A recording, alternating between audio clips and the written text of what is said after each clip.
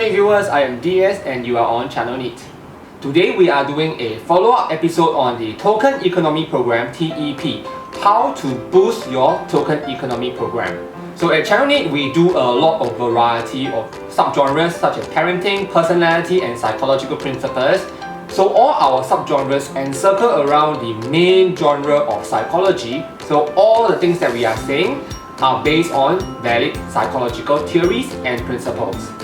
If this is your first time on our channel, welcome, and after having watched our videos and you will find that we are value adding to you, do consider subscribing. So let's get on to it. How do we boost our Token Economy Program? So in one of my previous episodes, I actually introduced the Token Economy Program for parents. They can use this system, which is very powerful and effective in motivating children. And many parents have actually already been using the Token Economy Program, but many parents may not have achieved success in getting the TEP to work because they have committed some mistakes here and there. And in my previous episode over here, I explained what some of these common mistakes parents have committed are. So go take a look if you have not. So in this episode, we are going to focus on strategies to boost the success rate of your token. So in this episode, we are going to talk about how you can give your Token Economy Program a further boost so that it becomes even more powerful and successful. So when we talk about the Token Economy Program, think of it as a reward program, think of it as a royalty program. So when you go to an arcade, you play some games and you get some tickets, you can go to the main redemption counter and you can see right in front of you all the presents that you can redeem. It's very visual. So go to the internet and search for the pictures of presents that your child may want and print them up, paste them onto a book and use this as a catalog to motivate your child. Because most children work better with visual stimulation and visual motivation. Remember what I said about the Token Economy Program? It is basically a rewards program or a loyalty program. So all sorts of organizations doing retail, doing sales are using this program.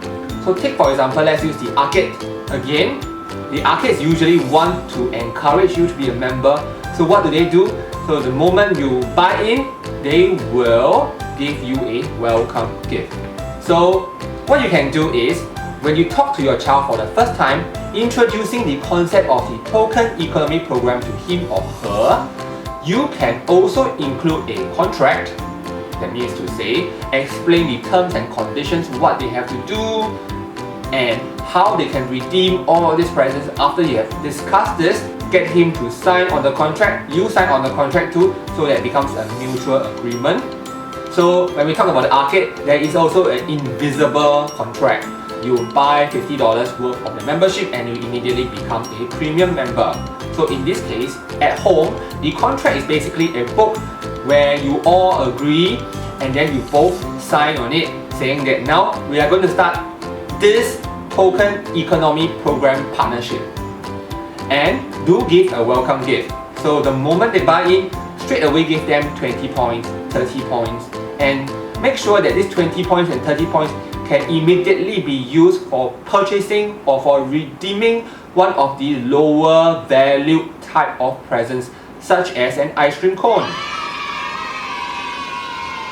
Sounds simple enough already, right? Now sometimes your child is very motivated. He wants a toy guitar, he wants a toy train set that may be slightly more expensive than usual. So he may need to accumulate 5,000, 10,000 points. In this case, what you can do is to consider another loyalty program that a lot of Japanese restaurants use. They give you a card, loyalty card. For every $20 spent, you get a stamp. And after you get 20 stamps, you get a $40 food voucher. But do you notice that before you get 20, they have a lot of pit stops?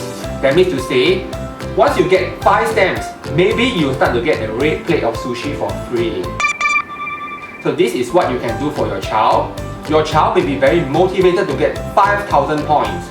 and it may be quite hard for him to achieve, may take him months. So add in pit stops.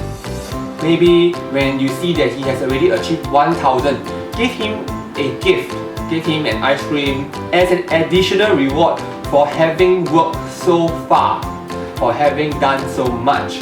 Now another thing you can do that you can simulate or imitate after loyalty programs or departmental stores or arcades is to give special bonuses. So for example, if you are a member, sometimes you get birthday gifts, right? So you can also consider doing this with your child. However, do not overdo it because the objective of the token economy program is to get your child to behave, get your child to do work himself. So you should always focus on this. But there's no harm giving some bonus credits here and there, right? That will actually motivate your child to go towards the goal even faster because it becomes now easier to achieve that 5,000 points that he wants because you have given him a boost, and in turn he will give your token economy program another boost. But of course, the loyalty programs of departmental stores, of arcades, of pet shops, they have this luxury of automation. You don't have a system. So as a parent of the token economy program, you must make sure that you are consistent, you are timely, you always make the effort to record down scores, tally every day. And when you do this kind of diligence, your child would be more pleased and more cooperative when it comes to the token economy program. Well, the arcades, the departmental stores that offer this kind of loyalty programs, they always update, they always change their catalog. So you as a parent should do the same too. So sometimes when your child becomes older, certain bundles, certain things may no longer become relevant, you should always try to change it. So a recommended time is to change or review your token economy program every half a year or every 6 months. So remember, consistency is the key for good parenting. Finally, you have all these departmental stores sending you emails telling you of new promotions and all things. They are encouraging you. So in a similar fashion, when you think about it the same way, you should always encourage your child as well. Give him praises, give him compliments. All this will go miles for you. And soon, you will find that your child is very motivated, more able to manage, and in the long run, you will be a happy parent. But of course, this means that you must do the token economy program the right way. A lot of people fail at this because they have no time, they got no commitment. If you want your child to improve, then you have to put in some work yourself as well. So I hope this episode has given you some insight in how you can actually make your token economy program better. It is not that hard to encourage your child to do anything. You start off first with an extrinsic reward system like the token economy program. Sooner or later, your child will derive satisfaction, confidence that comes directly from achievement, and sooner or later, they will derive intrinsic motivation when they become older and as adults.